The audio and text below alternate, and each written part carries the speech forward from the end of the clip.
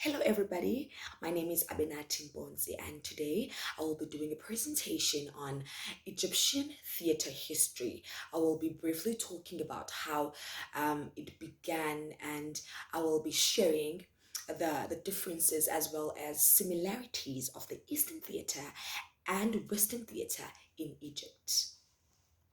The myths of the Egyptian Eastern theater is that there should be oneness between men and gods. They believe that change and progress are illusions. However, they also believed that peace and tranquility are truths, tradition, and status. The earliest of theater in Egypt could be traced to the Pharaonic era. The Pharaonic era period is spans over 3,000 years ago, in the beginning when kings first ruled Egypt. In non-secular ceremonies that blanketed music, that blanketed expressive physic movement and a primitive structure of impersonification or impersonation. The various legends of ancient Egypt also provided an inspiration for Greek theater, according to Fahim. It is deduced that modern theater began to shape in the 17th centuries when impersonation grew to live a popular artwork form. Um, it was also initiated via small businesses that held performances in public spaces, in public areas throughout the region. So for example, by public areas, it means that the actors or the actresses would go to public spaces where there's like an open space wherever in the communities, and they would perform their plays um, for the people of the communities as ways of entertainment, because at that time they didn't really have shelter for plays to showcase plays, so they used any public space that was an open space in the communities as form of entertainment. It is very much intriguing that puppetry and shadow play also spread during that time, expressing expressing the fear and anger of the lower classes towards their tyrannical ruled in a sarcastic trend that regularly used symbolism to keep away from a direct conflict with authority.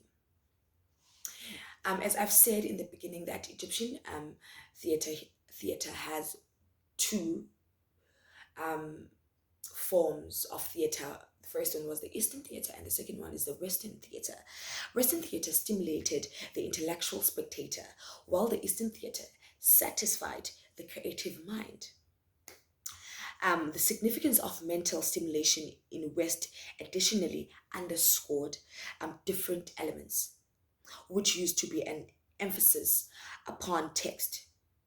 Intellectual stimulation still skills that the writer's ideas are present in the play.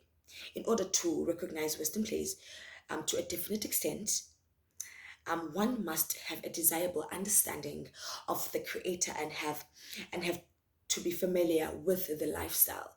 So, for instance, in the Western theater, if an actor was given a character to play, they had to be familiar with the lifestyle of the character. They had to be familiar with how the character did things in general.